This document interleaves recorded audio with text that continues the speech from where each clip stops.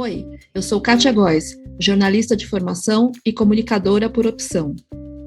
Eu sou Rúbia Samarco, jornalista de formação e executiva por opção. E você está ouvindo mais uma entrevista do podcast Cadê a Mentoria que estava aqui? A nossa conversa de hoje é com Patrícia Grilli. Ela se autodenomina uma psicóloga intensa e meio diferentona. Ela gosta de clarear e ampliar o mundo de seus pacientes. Ela quer que a gente não declare mais guerra ferrenha contra a procrastinação. Não é isso, Patrícia? Boa noite, Patrícia. Boa noite. Tudo bem?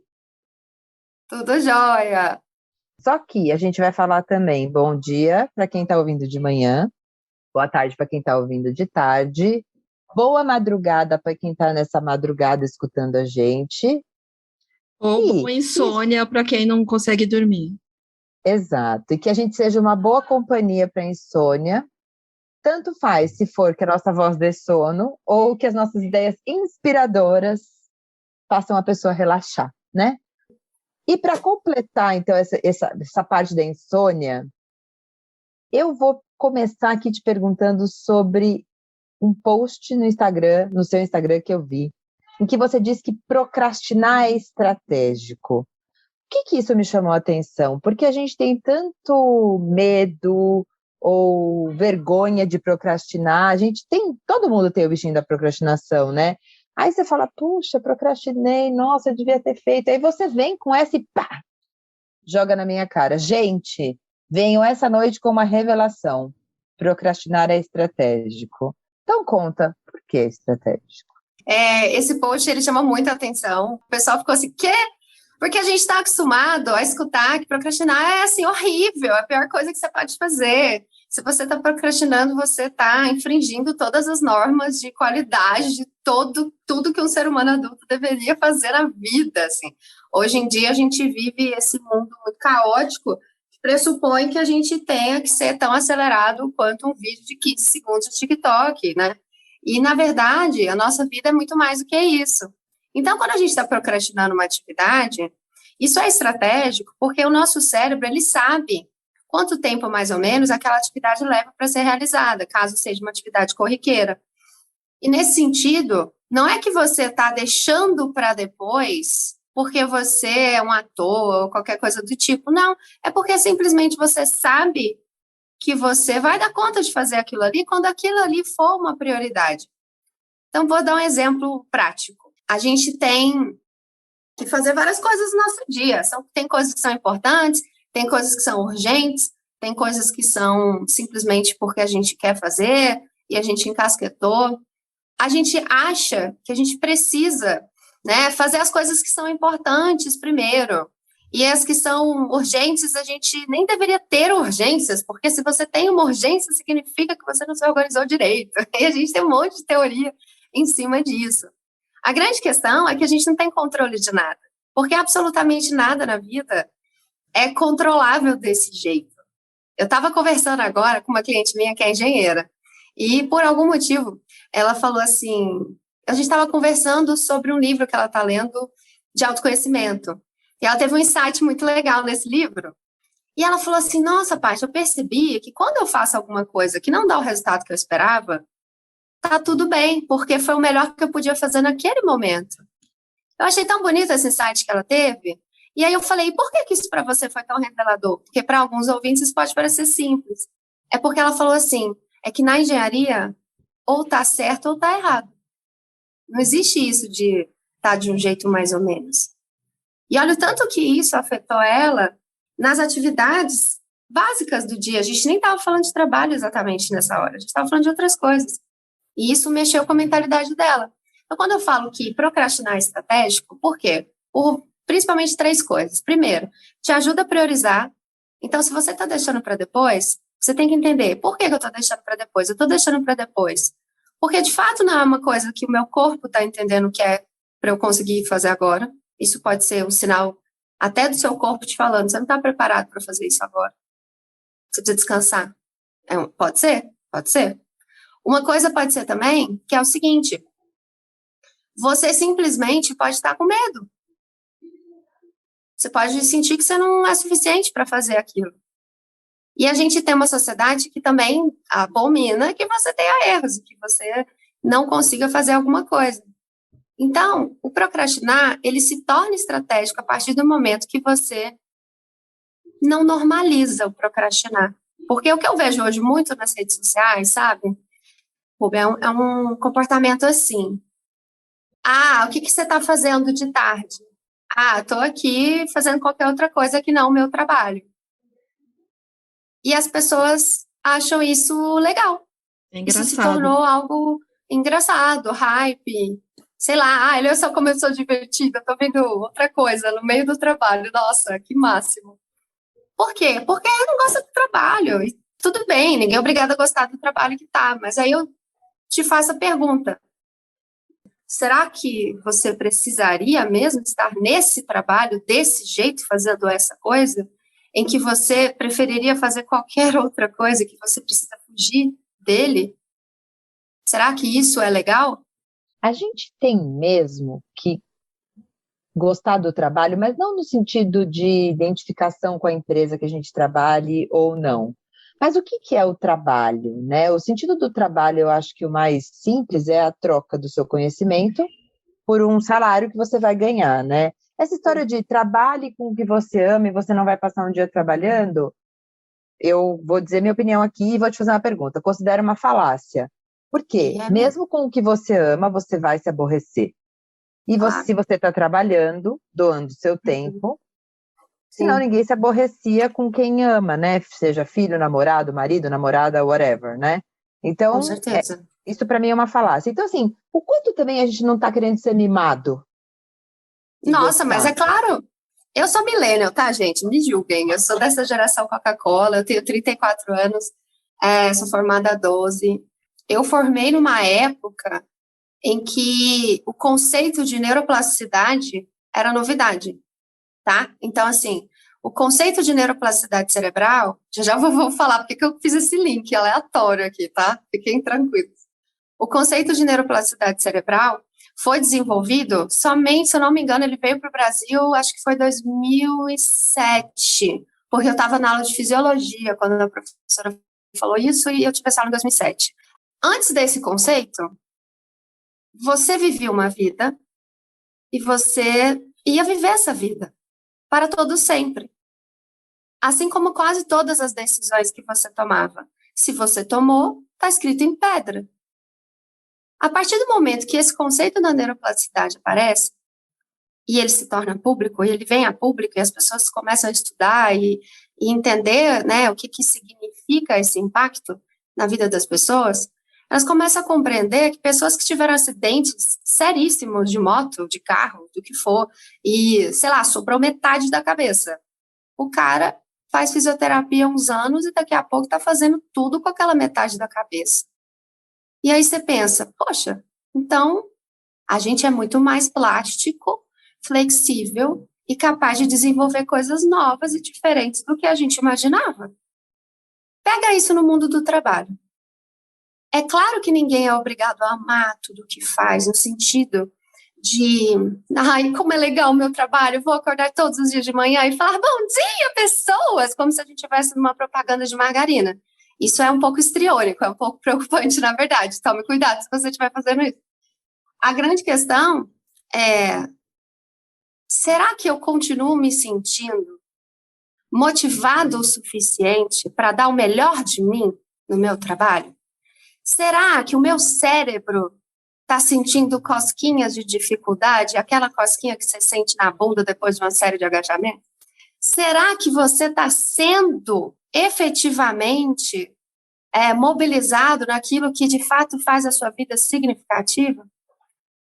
A minha geração, tão criticada, foi a primeira a falar, eu não fico aqui, se não for bom para mim, eu não fico. E a grande questão é que ela causou uma grande revolução.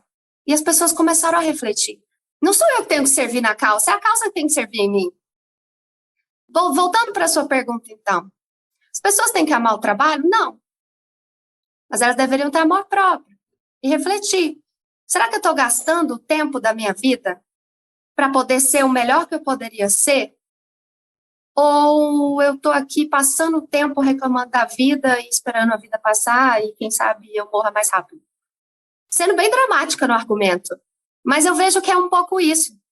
Eu vejo que muitas pessoas estão extremamente insatisfeitas com o que fazem, mas ao mesmo tempo não querem mudar uma vírgula. Elas querem que a mudança as alcance, sabe? E isso é muito compreensível, porque quando a gente era criança e a gente fazia cocô, a gente gritava, mãe, é! E aquele desconforto passava rapidinho. A gente continua com esse desejo na nossa cabeça, mesmo com, sei lá, 50 anos de idade. E eu acho que é isso, assim. A gente tem alguns desejos que a gente quer resolver meio fora de época, e a gente não tem muita consciência sobre isso. O link da neuroplasticidade, então, na verdade, é que a gente pode aprender a ser diferente, tendo em vista também a maturidade, né, de não achar que a vida você vai dar bom dia para tudo, porque nem é vida real. Isso às vezes a gente não está contente conosco mesmo, né? Então, como que você vai estar contente com tudo, né? E aprender, né, Kátia? Sim. Aprender todo dia, né? Alguma coisa a maturidade tem que trazer, né? Mas eu queria voltar um pouquinho na procrastinação, porque a gente fica sempre, depois que eu mudar de emprego, eu vou fazer tal coisa. Depois que eu tiver filho, eu vou fazer tal coisa.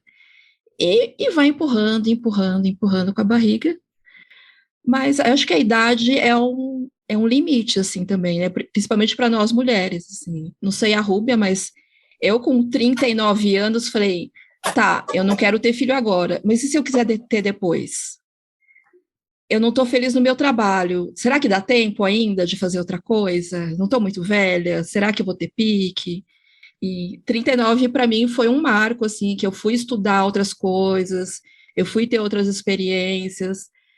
Acho que a idade, pelo menos para mim, foi o empurrão que eu precisava para correr atrás de coisas que eu ficava procrastinando, né? Pensando e refletindo sobre isso, né?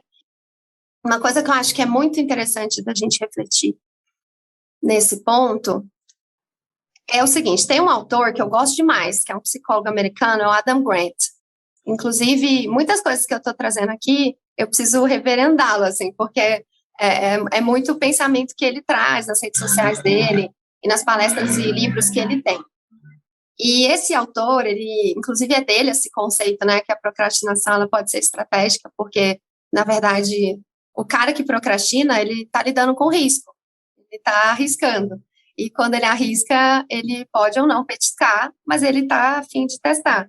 E geralmente ele precisa daquela adrenalina de saber que, putz, é amanhã.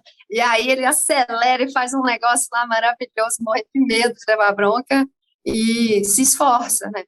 Tem pessoas que precisam desse pico de adrenalina para se sentirem motivadas. E quem sou eu para julgar a necessidade de cada um? Tem pessoas que morreriam de medo de deixar para a última hora e fazem movidas pelo medo, né? Tem pessoas que fazem as coisas movidas pelo risco, pela adrenalina. E a gente vê essa diferença de perfil muito nítida entre as pessoas. Assim. Mas, para além dessa questão, quando você fala do tempo, né? Sei lá, eu estou com 34 agora, né? Ainda não estou nos 40. Mas outro dia eu me vi refletindo sobre o meu futuro num programa que eu faço mensalmente, que é o Desabafo Empreendedor, e dessa vez eu fiz uma pergunta para o pessoal no final, que era assim, como você se vê daqui a 20 anos? E no grupo tinham pessoas, assim, de 20 e poucos até mais velhas, assim. E teve gente que se tocou que daqui a 20 anos vai ter praticamente 70 anos e não tinha percebido. Isso foi, assim, um choque. E a pessoa ficou, caramba! Acho que eu entendo esse choque. Daqui 20 eu tenho 73 e eu já te conto por que isso me impacta sim e me impacta não. Mas termina, por favor. E aí, foi muito bacana na fala da pessoa em questão, que ela disse assim, eu poderia ficar muito triste, porque eu percebi que daqui a 20 anos eu vou estar com 70, mas, cara, eu tô aqui com vocês, aprendendo essas coisas, e vocês daqui a 20 anos vão estar com 50, que é a idade que eu tô agora. E eu tenho certeza que eu vou poder agregar muito a vocês até lá, e eu quero chegar naquela idade ainda podendo contribuir. Então, ela começou a refletir, assim, com um pouco mais de seriedade sobre algumas coisas que ela estava deixando para depois. Coisas simples, sabe? Desde, sei lá, eu preciso de alguém para cuidar do meu Instagram e eu estou deixando isso para depois. Ou algumas outras coisas de decisão profissional, assim, que ela estava contando para gente. Então, eu acredito, né, claro, como observadora, que é o meu lugar nessa conversa, que as pessoas são surpreendentes em qualquer momento. E não só pelo conceito da neuroplasticidade, isso é só um conceito que ajuda a gente a pensar que a gente, em qualquer momento, pode ser criativo e espontâneo. Mas acredito que isso tem muito a ver com a mentalidade, com aquilo que a gente se propõe, né? Não é só porque a neurociência disse, sabe? Não sei se isso faz sentido para vocês. Faz. E completando o que a Kátia estava falando dos 39 como marco, os 39 não foram nada para mim. Eu acho que 41 é nada. 41, 42 veio me colocando num lugar em que eu penso, nossa, daqui 20 anos eu tenho 70 e tanto, será que eu vou conseguir? Nossa, será que aí eu não vou estar doente? Aí eu comecei a ver que eu estava fazendo planos com base no medo de qualquer coisa, sabe? Que, primeiro que não está lá, e eu sou uma pessoa reconhecidamente diagnosticada ansiosa, né? E aprendi aí a lidar com isso ao longo dos anos, que aí eu me toquei que a idade... Nesse ponto, quando eu falei, gente, mas a minha ansiedade, eu sei bem quando ela vai chegar, quando ela está entrando, quando ela pode virar pânico, e eu boto ela para fora, né? Se eu já aprendi a lidar com isso, é porque eu tenho experiência. Então, daqui 20 anos, pode ser que o corpo não esteja tão em movimento, o que eu também não sei se não vai estar, porque eu não sinto falta de energia vital como eu achei que eu não ia sentir aos 40, né? Eu acho que eu ainda estou bombando, eu tenho bastante energia. O que eu às vezes tenho é preguiça de socializar. Eu tenho umas preguiças que elas vieram porque vieram, né? Que a gente vai mudando também, né? E aceitar que a gente vai mudando, e não tem a ver com a idade, eu acho. E aí é preconceito, é etarismo, eu acho. Sim, a gente muda porque a gente não está no mesmo lugar, a gente está caminhando, a gente está em movimento, talvez. É o que eu penso sobre mim, né? Mas eu já fiquei com muito medo da minha idade, sim. Eu acho que é também porque eu sou mulher. Porque ser mulher não é trivial nessa questão, né? E não tô falando só Você já viu algum homem assim preocupado porque vai fazer 70 anos e tendo dramas existenciais? Eles têm outros tipos de dramas, eu acho, né? Ou eles não acessam, mas não sei. Acho que é muito diferente. Acho que para a mulher o samba toca outra nota mesmo, sabe? Porque a gente vive numa sociedade, né, Ruga, que acha que a gente tem prazo de validade, porque é como se a gente fosse um útero ambulante que deve servir à sociedade para a função de reprodução. E isso é complicado. Uma vez eu ouvi de um ginecologista uma coisa muito feia, assim. Você pode querer ser feminista e querer fazer um monte de coisa e ir para a NASA e sei lá o quê, mas congele os seus óvulos, porque o seu corpo foi preparado na pré-história. E se você está querendo subverter a ordem natural das coisas, então você pelo menos pague o preço e não venha depois reclamar aqui no meu consultório. Tá. Você já trocou, né, de gineco? Não, ele não foi o meu gineco. Isso eu escutei nas redes sociais, graças a Deus, não era o meu ginecologista. Tinha muita curtida, tinha muito compartilhamento. E mulheres falando, ele tá certo, é isso mesmo, tal. Então, assim, não é meu papel aqui questionar sobre o que cada mulher acredita que é a escolha de vida dela, porque isso deve ser respeitado com certeza. Mas eu, por exemplo, sou uma pessoa que eu não tenho absolutamente a menor vontade de ter filhos. E eu já raciocinei, inclusive, o tanto de poupança que eu tenho que ter lá na frente, porque talvez eu mesma precise me auto-internar numa casa de cuidados de idosos em algum momento. Ou não. Ou eu posso fazer uma rede de amigos, ou eu posso ser cuidada por filhos de amigos, ou eu posso, sei lá, ser tão legal e os meus alunos hoje... Entende o que eu estou querendo dizer? Mas você sabe o que me incomodou na fala desse senhor? A questão não é assim, obviamente que a gente sabe, né, que tem a menopausa. Ninguém aqui está contestando a questão biológica. É a carga de conceito que ele trouxe para uma explicação biológica. Porque a alternativa do congelamento de óvulos, ela serve para estender um pouco mais, teoricamente, né? Porque eu tenho uma notícia para esse senhor que vai deixá-lo um pouco chateado. Quando eu fui, por uma questão minha, de saúde, né, fazer uns exames de dosagem de hormônio, a minha gineco falou, olha, você está tão longe da menopausa e você está bombando, tome cuidado. Agora, tá? Recentemente. Então, Pode quer dizer, cuidar para você não engravidar agora. se eu não quiser, exatamente. E eu tenho 43, e inclusive a gravidez chama gravidez geriátrica, e eu achei isso tão... É horrível, né? achei tão chateante. Mas, Rúbia, quando você não lembra, ela é como que é? A música da Panela Velha? Ela é madura, já tem mais de 30 anos. Ai, é verdade. Então, assim, o que me incomoda na fala desse senhor não é questão biológica, porque, mano, ciência é ciência, ok, eu compreendo. Mas agora tem uma carga, parece que tá afrontando ele porque quer ir para a NASA, porque quer ter filho depois, por quê? Por quê essa carga? Sendo que podia explicar de uma maneira assim, e não venha sentar no meu consultório. Não, olha, vamos supor que o exame fosse seu, né? Olha, Patrícia, é o seguinte, eu tô vendo aqui que você já tá chegando numa baixa hormonal, sei lá eu como falei cientificamente, e é o seguinte, se você não tem planos para o futuro ou não decidiu, que tal? Tem essa alternativa. Acabou. Isso, é objetivo. Agora, ali a fala foi de colocar a gente onde sempre colocam a gente, né? Que é nesse lugar de redução, exatamente. E aí uma coisa que eu acho que aí, claro, vai depender de cada pessoa, o que ela acredita que significa a vida dela, em termos espirituais, em termos de o que eu vou... Sabe, o meu propósito de vida, eu não estou falando de propósito profissional exatamente. Meu propósito de vida, né? E existem propósitos que são diferentes. Tem pessoas que pegam para si, né, questões que vão exigir muito tempo e, vamos dizer assim, muito envolvimento mesmo dessa pessoa nessas questões, e ela entende que esse é o caminho de vida para ela. Sei lá, vamos pegar um exemplo assim, sei lá, uma freira, entendeu? É isso, ela toma essa decisão, e a decisão dela é que ela vai servir a Jesus, e seja lá o que for, e ela vai tocar a vida dela com essas outras coisas. Então, assim, a gente não precisa, sabe, seguir a mesma cartilha para viver a vida. Por isso que a procrastinação, que foi a pergunta que você falou lá no começo, ela se torna estratégica a partir do momento que você olha para a procrastinação como um ponto de partida e não de chegada.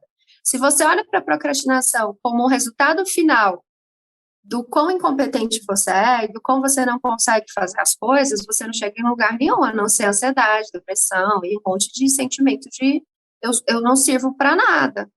Agora, se você olha a procrastinação como ponto de partida e se questiona, mas por que eu tô... O que está acontecendo que eu estou deixando para depois? Por que eu não estou conseguindo fazer essa atividade? Ou, por que eu não faço logo? Por quê? Então, quando você procura esse porquê, aí você tem uma chance de estrategicamente olhar e descobrir coisas sobre você que você não tinha prestado atenção. Interessante. E nessa questão de você não querer ter filhos, por exemplo, que pode ou não pode ter uma razão, qualquer ela que seja, veja só, a gente também se explica, né? Então, você explicou a questão de, talvez eu tenha que me programar, talvez não, mas tem gente que tem um monte de filho e também está abandonado, né? Então, para você ver que nós mulheres entramos numa caixa, né? E indo aqui para o seu currículo, eu vi que tem o psicodrama, né? Que você estudou psicodrama. Vi que também na faculdade, né? Você estudou sexualidade na Federal de Goiás, né? Psicologia.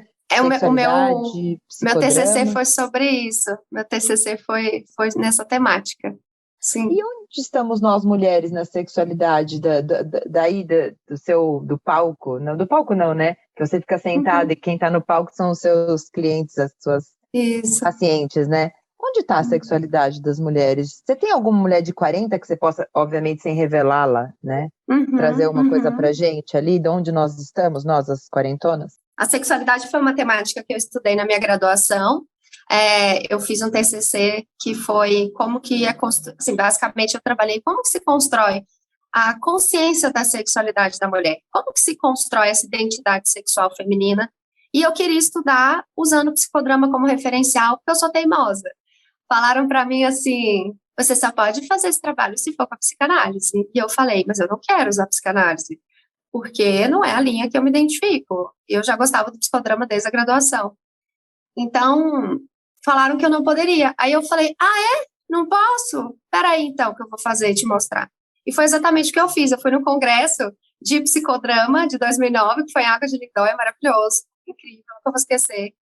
E não só provei que pode, como eu cheguei no Luiz Cuchinir, que é um dos maiores autores, inclusive, sobre a temática de gênero e sexualidade, e que foi criador, e é até hoje, criador do Gender Group, que é uma metodologia dentro do Hospital das Clínicas. Eu não só consegui fazer meu TCC, como eu já arranjei um estágio. Quando eu saí da faculdade, eu fiz estágio na HC em São Paulo com ele depois. Mas, enfim. Aí, eu cheguei para ele e eu estava sozinha no congresso, esse congresso foi incrível, assim, eu sei lá, eu tinha, nem sei quantos eu tinha, não. Mas eu estava lá sozinha e eu chegava, oi, tudo bem? Então, eu sou estudante de psicologia e todos os meus professores falaram que eu não posso fazer uma coisa, mas isso aqui para provar o contrário, e você precisa me ajudar.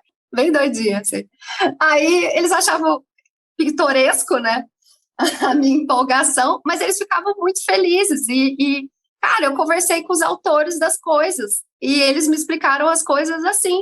E eu peguei meu caderninho e fui anotando tudo. E no meu TCC eu tive que colocar fonte, autor, sabe? Porque era um relato do autor. Só que, claro, que a minha coordenação não deixou eu colocar essas partes. Eu tive que pegar o livro do cara e pegar o que está no livro, porque, afinal, né, a academia só complica a nossa vida. Mas, brincadeiras à parte, a nossa sexualidade está nesse lugar que eu fiquei quando eu fui fazer meu TCC. Eu precisava brigar para conseguir o meu espaço. E é essa a metáfora. Porque o tempo todo, cara, a coisa mais normal que tem é você escutar histórias de caras falando assim, normal, numa roda com amigos, que a mulher deles não transa e que ele vai transar fora, que esse é um acordo entre eles, e isso é normal. Vai a mulher falar que ela propôs para procurar fora porque o marido não transa, meu amigo. Vai ela falar isso em público para você ver se a recepção vai ser parecida. E eu lembro que eu tive, sim, uma cliente, ela tinha uma disforia com o corpo dela, tá? Ela tinha 40 e poucos anos, sim, na época, maravilhosa, uma pessoa, assim, com uma história muito massa. Ela tinha uma questão, ela sofreu abuso sexual quando ela era adolescente, mais de uma vez, criança e adolescente, e quando ela chegou na idade adulta, ela tinha uma sensação que ela descrevia como nojo da região dos seios. E aí, ela não conseguia transar por causa disso, e não conseguia sentir prazer, e durante muito tempo, ela achava, todo mundo achava, que ela era frígida, né, uma palavra que nem existe mais, mas as pessoas falavam isso dela, você já tá velha, se você não gostou de transar até hoje com 2 filhos, que hora que você vai gostar? Isso era o que ela ouvia das amigas, quando ela queria se abrir em relação à sexualidade, tá? Eu lembro que a gente fez terapia por muito tempo, era uma mulher negra maravilhosa, que tinha se formado depois de ter criado os 2 filhos em direito, trabalhava numa área muito massa. Eu lembro que eu fui na UAB no dia que ela recebeu a carteirinha, foi um dia muito importante, ela ficou emocionada de me ver lá. E assim, um tempo depois, que eu atendi ela 1 ano e pouco na clínica escola, a gente começou quando eu estava na clínica escola, né, da minha pós, e depois a gente continuou no consultório particular. Então, no total, acho que foram 2 anos e pouquinho, assim, de acompanhamento. Aí eu mudei de cidade e a gente parou, né, assim, porque eu mudei de cidade, naquela época não tinha essa história de atendimento online, que nem hoje, tão possível, né, não era algo regulamentado, então, assim, mudei de cidade, acabou, né, ela teve que procurar outro profissional. Só que, assim, ela me procurou um tempo depois, pela internet, me achou no Instagram, para me contar. Ela conseguiu um arranjo sexual para a vida dela, que foi o seguinte: depois de não poder mais fazer a terapia comigo, ela foi procurar um outro profissional, um sexólogo especializado, porque eu falei para ela, cara, já que você vai parar, procura um sexólogo, porque talvez ele vai abrir umas chavinhas que eu não cheguei, né? Porque eu estava trabalhando muito a questão da identidade dela como mulher. E aí, ela chegou numa coisa que ela me contou que eu fiquei muito feliz por ela. Ela conseguiu um amante. E esse foi o acordo. E o marido tá felizão, porque o marido é um cara que não tem esse desejo sexual todo. Ele praticamente, na verdade, não tem desejo sexual. Ele é um bom pai, gosta da casa, cuida da família, e ele está muito feliz com isso. Ele não sente essa necessidade de sexo. E quando ele transava, era por obrigação. A gente não imagina um homem falando isso. A gente imagina as mulheres nesse lugar, né? E eles também sofrem preconceito, não tá só conosco e tantas outras, né? Eu acho que o mundo tá fácil para ninguém, não. E aí, né? cara, olha que loucura, né? A história da negação dos seios, a gente resolveu que ela foi colocar silicone, porque o que fazia a negação é que ela olhava para os seios e via os seios pequenos e arremetia ao momento de adolescência. Então, ela se organizou para colocar silicone, porque daí sim ela teria seios de mulher adulta, que é como ela se via.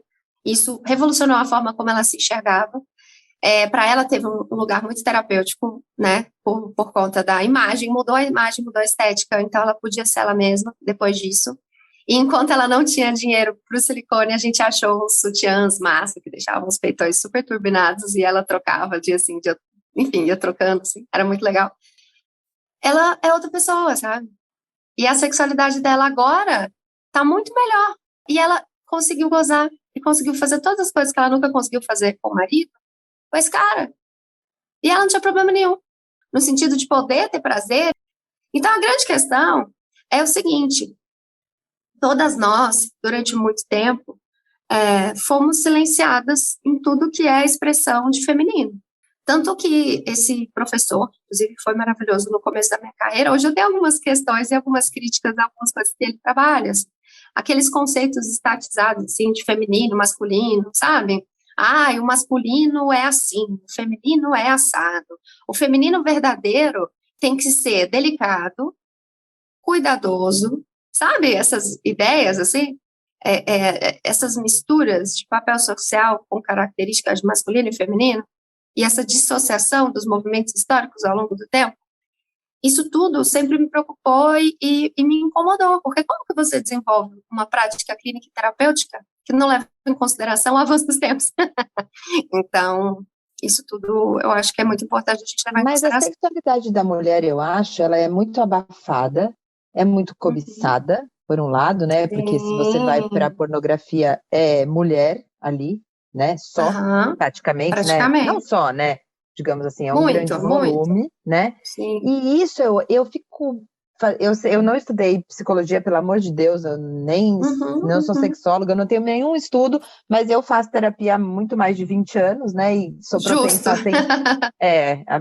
propensa eu comecei a fazer terapia aos 20, né? Nunca parei. Maravilhosa. Então, quer dizer, tem bastante tempo aí. Então, e para pensar, refletir, né? Eu fico pensando que esse abafamento, né? As mulheres não é facultado sentir prazer, né? Ninguém fala para você que você pode sentir prazer na vida, nem só o sexual.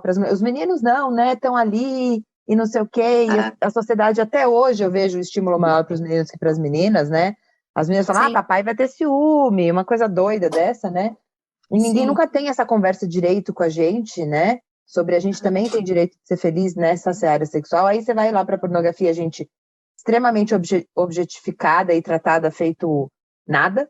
E eu faço um paralelo disso com as nossas carreiras profissionais, seja em grandes corporações ou pequenas, porque, e ninguém faz de propósito, eu acho, mas está num imaginário coletivo em que eu acho que a gente está totalmente na mesma base ali. Então, a nós não é facultado o prazer, então para que ser feliz no trabalho? Mas também, por outro lado, como que a gente vai ser tão profissional se a gente é retratada daquela maneira? Eu não sei, me parece, e eu não cheguei a nenhuma conclusão ainda, mas eu tento ver entregar uma correlação de uma construção social mesmo. E não sei se as duas coisas têm a correlação, mas acho que a sexualidade feminina atrapalha a carreira da mulher. E aí, às vezes, a carreira da mulher vai deslanchando, quanto mais ela vai tendo idade, talvez, porque também dissociam a mulher mais velha da sexualidade, né?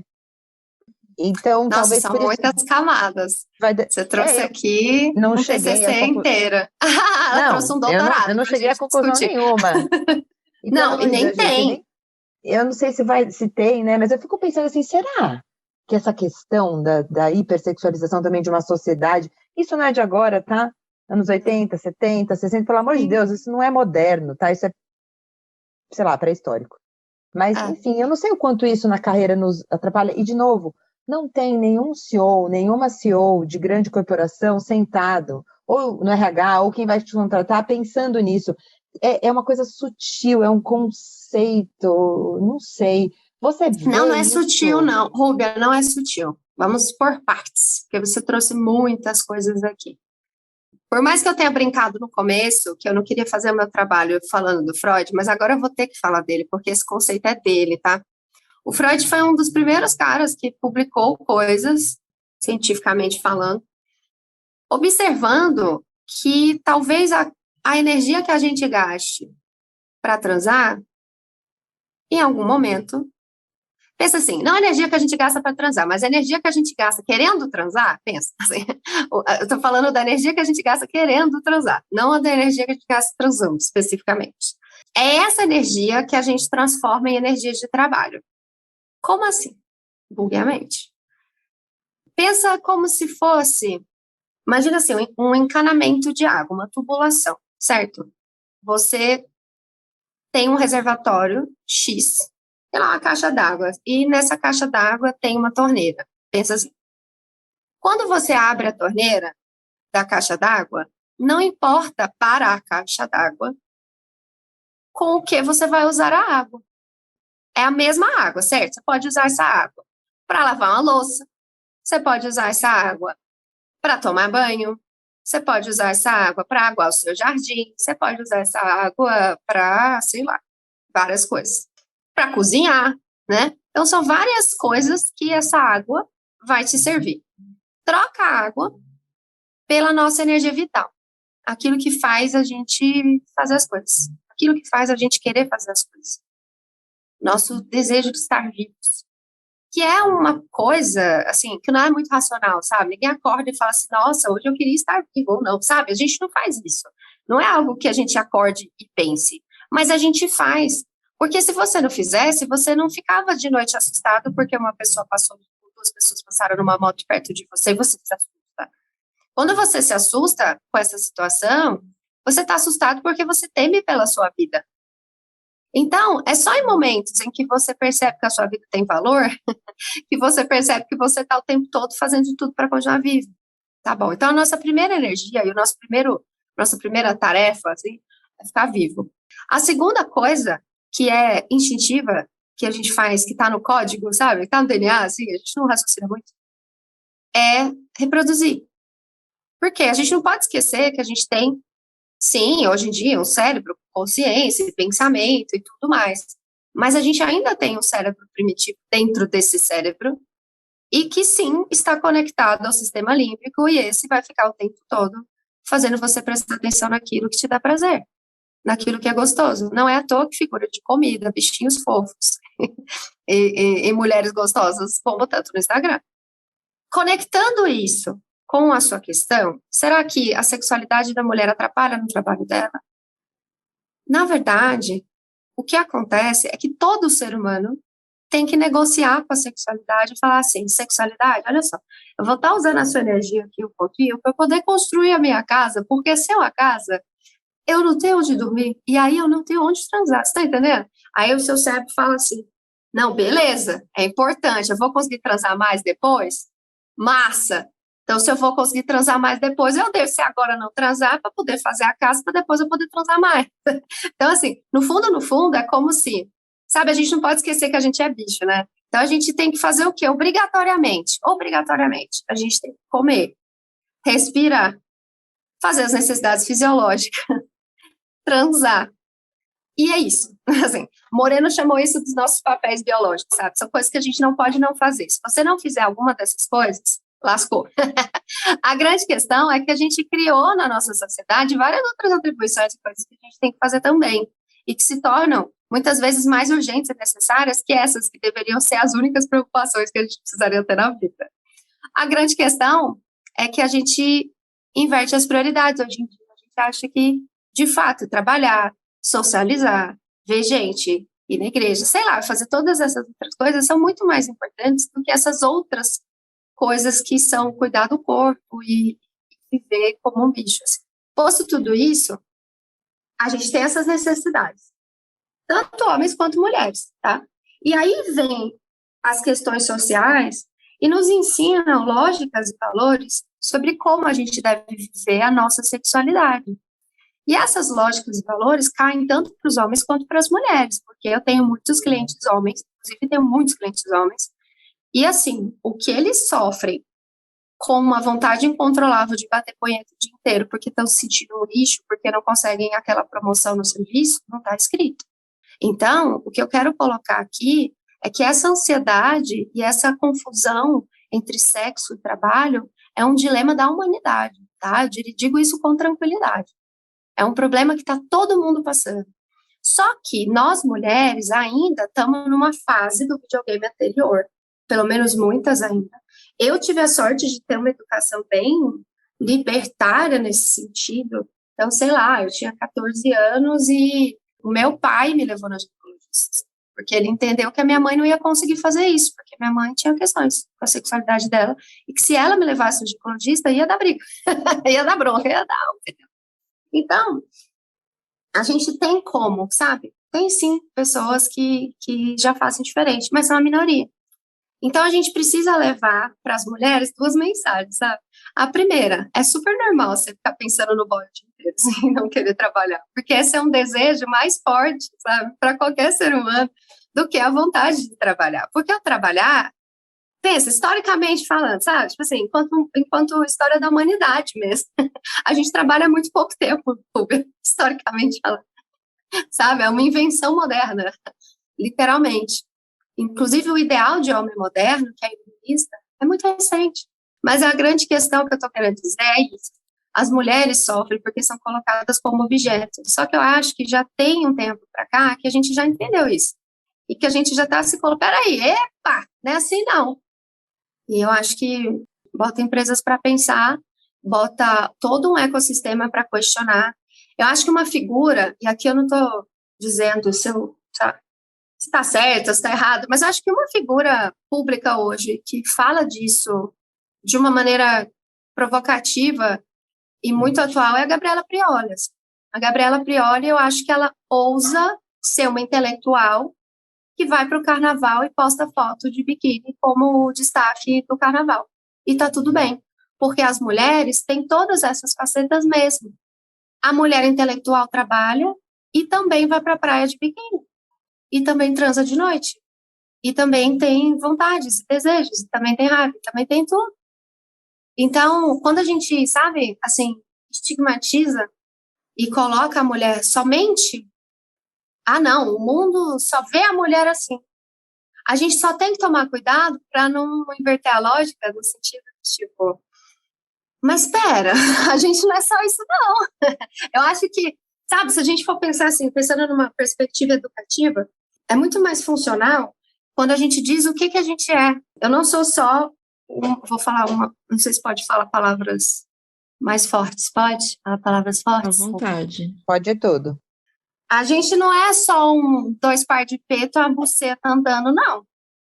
Mas a gente tem 2 par de peito, a buceta andando, ou não, porque você pode ser uma mulher trans e você que está aí no meio das pernas, isso que define nada. Mas o que eu estou querendo dizer é o seguinte, a gente não precisa mais acreditar que só porque a gente transa e só porque a gente provoca desejo nas pessoas e a gente usa o nosso capital sexual de propósito, sabe? Eu acho que essa é a diferença. Então tá, você tá me achando gostosa? Tá bom, pode achar. Me acha mesmo, é pra achar. Eu tô querendo que ache. Entende? Esse é um ponto. A gente também não precisa só usar a sexualidade nesse lugar que historicamente foi colocado, que é um lugar de submissão, de ser subalterna, sabe? Então, assim, não, todas as conversas que eu vou e que eu escuto sobre sexualidade é falando de abuso, é falando de homem, não sei o quê, coloca a mulher no lugar de, sei lá, de objeto sexual e tal, e tudo isso existe, é muito importante, mas eu não escuto mulheres falando assim, de botar a buceta na mesa e usar o capital sexual do jeito que elas quiserem, sabe? É uma provocação, porque, enfim, era uma das coisas que eu estudava e é uma das coisas que eu sempre fiz na vida, assim, enquanto estratégia de existência, né? Porque Bourdieu fala que a gente tem alguns capitais na vida, né? A gente tem o capital intelectual, a gente tem o capital financeiro, a gente tem o capital sexual, a gente tem o capital cultural, enfim. Quando você não tem um deles, o que você não tem permite que aquele se aflore, vamos dizer assim. E houve uma época na minha vida que eu era só um rosto bonito, mesmo, sabe? Eu só era um rosto bonito. Então, tá bom, então vamos usar o rosto bonito. E é com isso que a gente vai construir as outras coisas. Então, eu acho que essa postura, a gente não está acostumado a ver mulheres que falam, é isso mesmo que eu estou fazendo. E eu acho que a Gabriela Prioli, por exemplo, faz isso, assim, de propósito. E é uma provocação ambulante, assim, porque as pessoas, as mulheres, principalmente, ficam muito incomodadas. Eu queria que você falasse um pouco do empreendedorismo feminino, que a gente conversou antes, né, que muitas mulheres empreendem depois que têm filhos, né, porque já não quer mais ter essa vida corporativa de trabalhar muitas horas e quer ter o seu próprio tempo. Então, quais são as dificuldades e como elas podem se preparar para empreender e ter uma vida melhor? Tá. Bom, de novo, vou deixar claro aqui, não é meu lugar de fala, é meu lugar de observação e acompanhamento. Não tenho filhos, como eu disse, não pretendo ter. Porém, como diz Ana Fontes, maravilhosa, fundadora da Rede Mulher Empreendedora, inclusive foi muito minha mentora nesse universo do empreender, tem sim as mulheres que de propósito resolvem sair do universo corporativo e que encontram empreender como o único caminho ou como o caminho escolhido. Só que a grande questão é que elas são empurradas no mundo corporativo, sabe? Vocês sabem disso, vocês estão dentro do mundo corporativo, né? Eu falo que, assim, inclusive não é meu lugar de fala, porque eu nunca consegui ter estômago, millennial, né? Nunca consegui ter estômago de ficar mais de 3 meses num lugar que era incoerente, assim. Eu não conseguia ficar, né? E eu fui empreender por não aguentar ver gente falando uma coisa e fazendo outra, assim, na cara larga, sabe? Mas a grande questão que eu acho que a gente precisa entender sobre essa questão do empreendedorismo feminino e das mulheres é que tudo isso que a gente está falando se conecta. Então, foram perguntas muito bem perguntadas, né? Então, se a gente, na sociedade, é vista como sexo inferior, sexo frágil, se a gente, na sociedade, é vista ainda, não estou falando que é assim em todo lugar, mas isso ainda é assim em muitos lugares, né? Não, mulher não tem que estudar, não. Mulher minha não estuda. Mulher minha não trabalha. Porque mulher minha quer sei lá, da religião tal e acredita nisso, ela entendeu que o lugar dela é no lar, por exemplo. Tá bom, ela entendeu? Será que foi ela que entendeu? Fica aí o questionamento.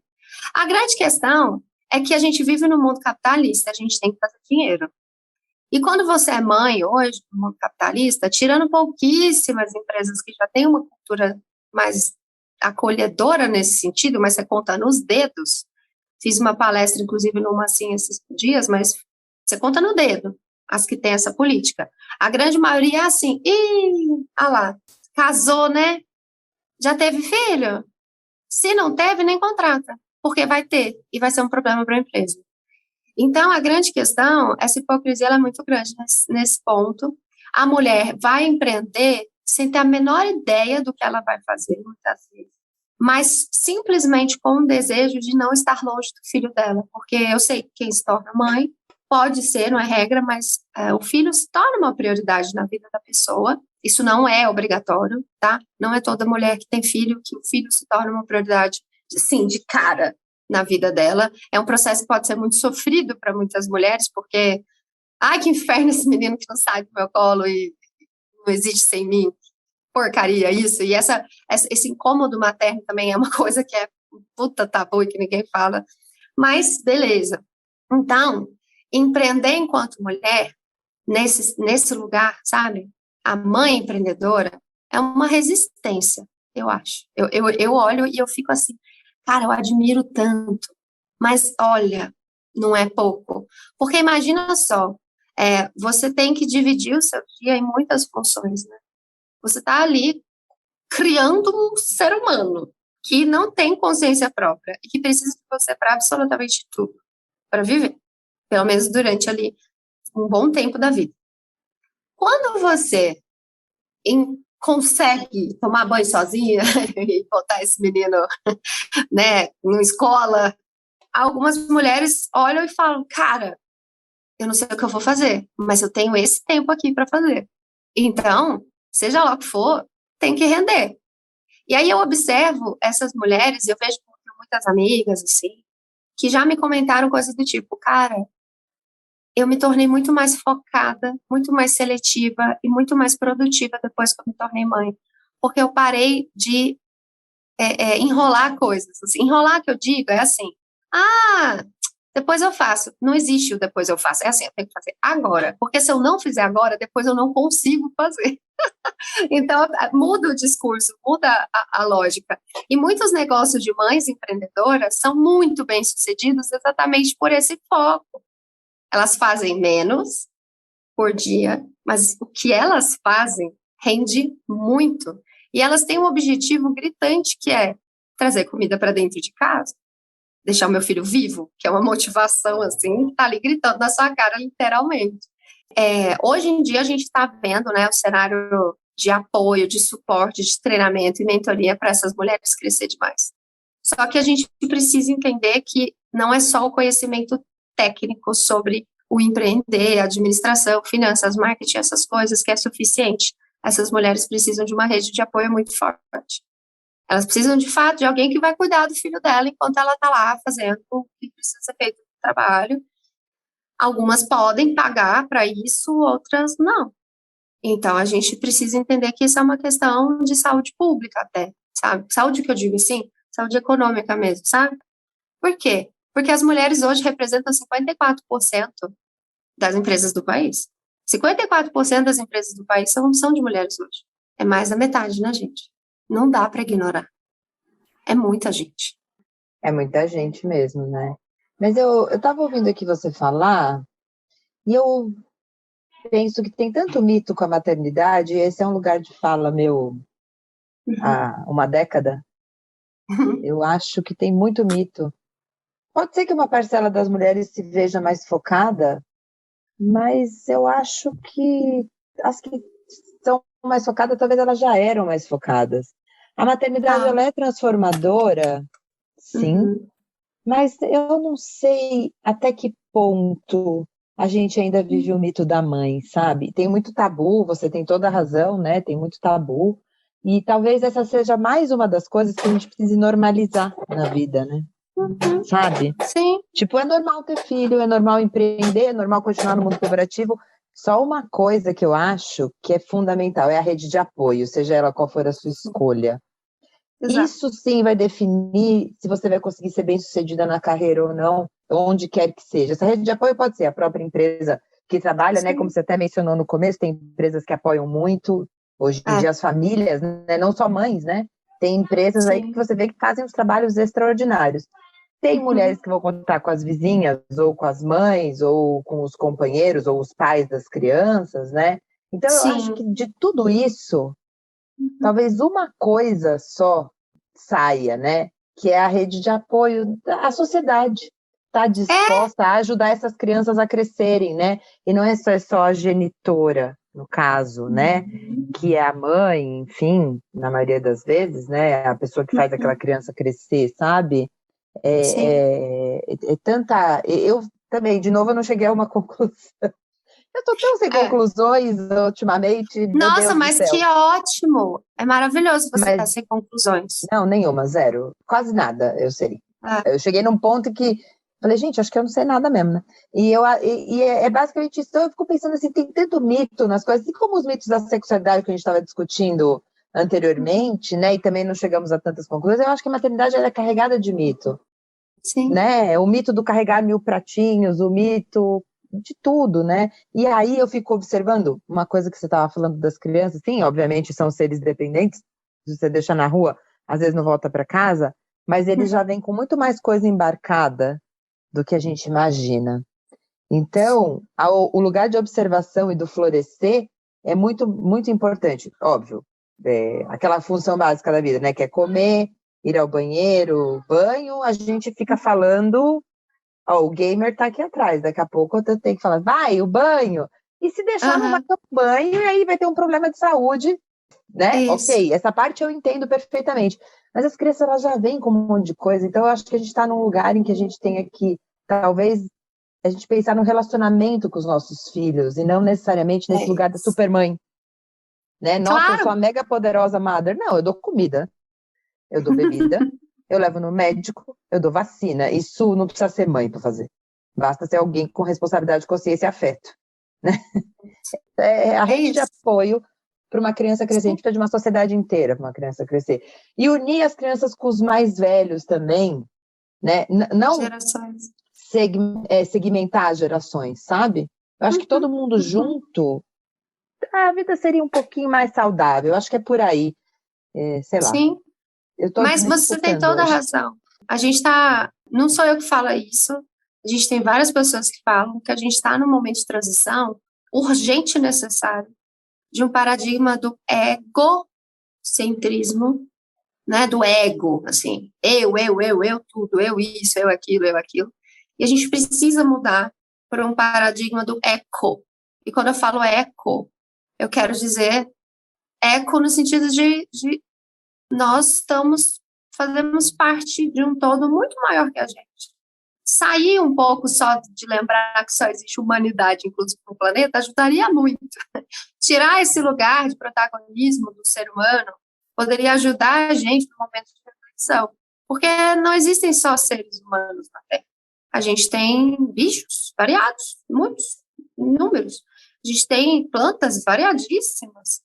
Outro dia eu escutei a Bela Gil dizendo que tem mais de 483 mil tipos de legumes comestíveis no mundo, e você e eu provavelmente só comemos uns 20 até hoje. E olhe lá, sabe? Então, o que eu quero dizer é que, assim, tem tanto mais a ser feito, a ser explorado, e se a gente pensa do ponto de vista somente dos dilemas e problemas humanos, sabe? Que já são muitos e são enormes, e é um grande problema, mas às vezes a solução não está na gente. Eu acho que às vezes a gente realmente se coloca num lugar de palco e a gente esquece que a gente faz parte em absolutamente tudo. Então, quando você diz assim, cara, a criança já vem com muita coisa dela, o que eu escuto cara, deixa ela ser quem ela é, o seu papel é permitir que ela seja quem ela é, contanto que ela não seja assim, não vá contra as grandes normas importantes da sociedade, né, e os cuidados básicos, né, de convivência, mas é que as pessoas se colocam num super lugar como pais, aí eu moldei essa pessoa, não, você deu comida, bebida e bons exemplos, tomara, né, tomara que você seja alinhado com o que você fez, e só isso, sabe, é menos, né, e criar filhos é menos complicado também do que se mostra, complexo mesmo é se relacionar com as pessoas. Mas criar, teu filho é uma pessoa, né? Exato, teu filho é uma pessoa. Eu achei legal que você falou assim, a gente tem que normalizar você não usou essa palavra, tá? Eu que estou usando. A gente tem que normalizar os projetos de vida das pessoas. Então, assim, tem gente que quer ter um filho e quer mexer com isso, e que é isso que quer fazer da vida. Eu quero ter filho, pronto. Quero crescer, fazer de criança crescer, beleza. Quero preparar os cidadãos do futuro, sei lá. Tá bom, beleza, vai lá, é isso. Né? Tem gente que quer abrir uma empresa, tem gente que quer acabar com a fome no mundo, tem gente que sabe, tem gente para tudo, e tem gente que não quer nada disso. Tem gente que só quer fazer uma coisinha idiota todos os dias, ganhar um dinheirinho, ter onde dormir, ter o que comer, para poder no fim de semana ir pescar. Tá tudo bem também, sabe? A gente vive esse mundo, né? Eu gostei dessa provocação, Rubens, assim. A maternidade tem que ser incrível e fantástica. Só que você já percebeu que hoje parece que tudo tem que ser incrível e fantástico? Tipo, eu não sei você, mas assim, por quê? Né? Eu sofri muito na minha vida porque eu não era incrível e fantástica quanto eu deveria ser em muitas situações. E o quanto eu sofri, assim, fazendo trabalhos ótimos, tá? Aquelas, assim, sério, assim, fazendo coisas maravilhosas, mas como não era tão incrível e maravilhoso e sei lá o que, quanto supostamente deveria ser, eu jogava tudo no lixo. Assim. Eu acho que eu vou virar partidária de uma vida normal, será? A vida é normal, é coisas legais, coisas não. É maravilhoso. Tem uma história que diz que chegaram no senhorzinho, lá na China, e perguntaram qual era o sonho da vida dele. Ele falou, construir um parquinho para criança. O cara que ouviu já imaginou o quê? Disneyland. imaginou, meu Deus, esse cara, ele vai, caceta, assim, vai inovar a China, né? Vai fazer a concorrente da Disney na China. Aí, nossa, a gente pode ver o parquinho, assim. Aí, muito tempo depois, esse cara foi e fez, né? E aí ele entrou em contato e falou, olha, consegui fazer o que eu queria fazer, o parquinho para as crianças. Pô, era uma pracinha, sério, pequena, era minúscula, era um lugarzinho assim, perto da casa dele. Ele colocou uns balanços para as crianças, ele colocou aquelas mesas que a gente vê no interior para jogar xadrez com o neto, colocou ali umas árvores e tal. Era isso que ele queria, só, sabe? E ele fez, e ele conseguiu autorização na prefeitura para fazer. Ele queria uma pracinha para brincar com os netos dele, e era só isso, sabe? Então, tá tudo bem. Sonhar grande, sonhar pequeno, dá o mesmo trabalho. Sabe? Não tem problema. E não é todo mundo que precisa sonhar grande também. Porque tem coisas do dia a dia que alguém tem que fazer, alguém tem que cuidar, alguém tem que se preocupar, né? Então, se a gente coloca e prepara... Eu tenho muita birra, tá?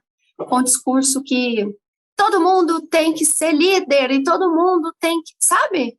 Um pensamento assim? Todo mundo tem que ser protagonista. Pera, mas no teatro não se faz só com o personagem principal, não.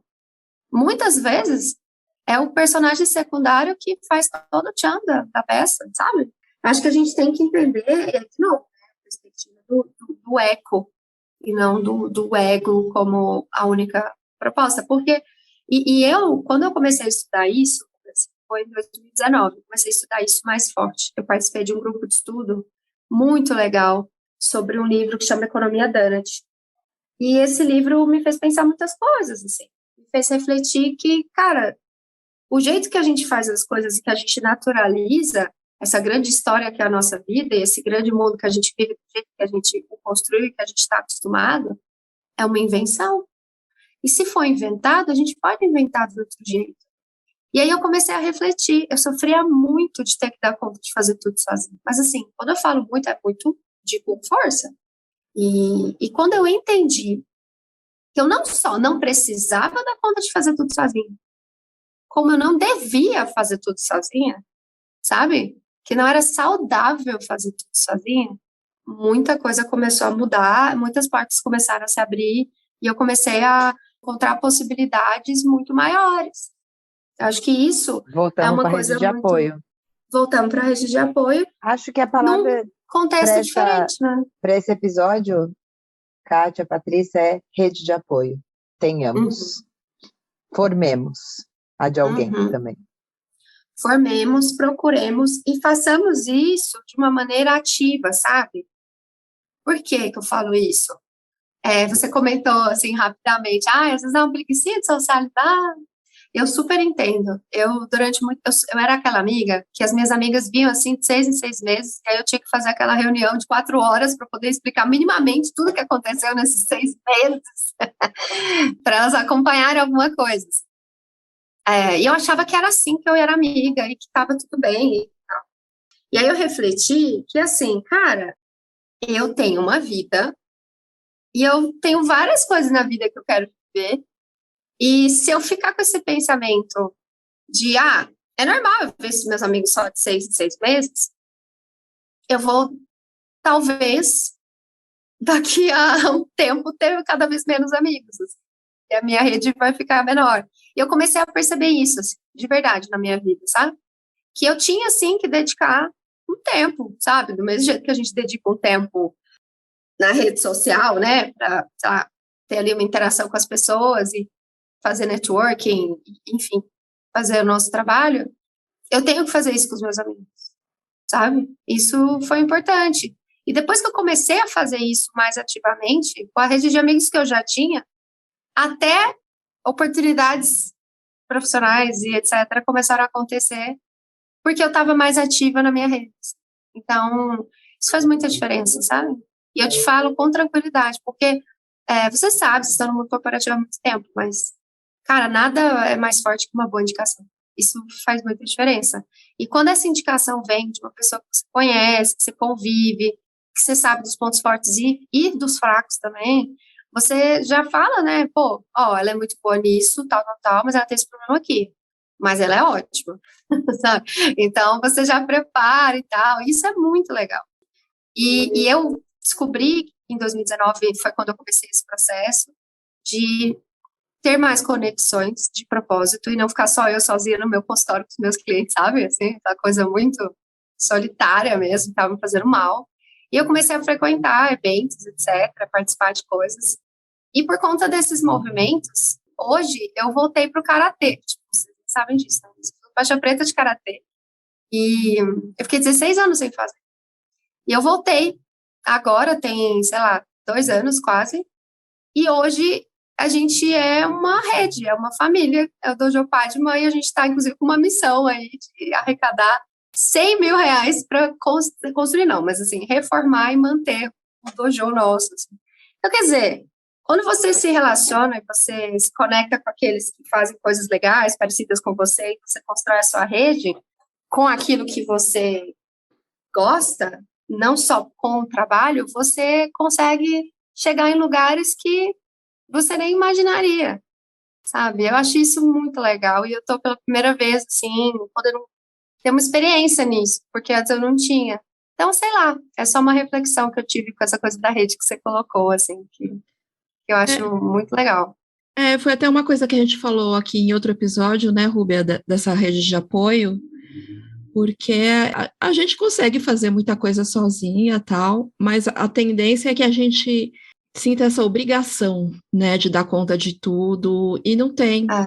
É importante a gente ter a quem recorrer, a quem pedir ajuda, e ajudar as pessoas também, né? É uma troca. É uma troca. E acho que esse é um movimento que às vezes é difícil, porque quando você... Eu vejo muito isso, assim, eu mesma já fui essa pessoa. Mas tal coisa não acontece na minha vida, tal coisa não acontece na minha vida, fulano não me chama, eu não ganho uma oportunidade na vida, ninguém me dá uma oportunidade, escuto muitos. Nossa, mas ninguém me dá uma oportunidade. Não estou falando aqui de pessoas em situação de vulnerabilidade absurda, eu não estou falando disso, estou falando da pessoa que está lá ganhando salário ok, ela tem que comer onde dormir, ela tem as coisas, sabe? Ela fica sentada esperando uma oportunidade. E todos os dias ela tem oportunidades variadíssimas, mas ela não enxerga como oportunidades porque dá trabalho. E a gente tem uma ideia de oportunidade muito louca, né? Então, a rede de apoio, muitas vezes, você vai ter aquela pessoa que vai virar para você e vai falar assim, então, cara, mas você faz tão bem essa coisa, acho que você devia insistir nesse caminho, não no outro.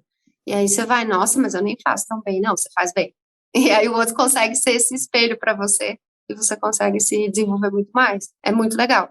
Por isso que eu amo fazer trabalho em grupo também, promover grupos e desenvolver esse tipo.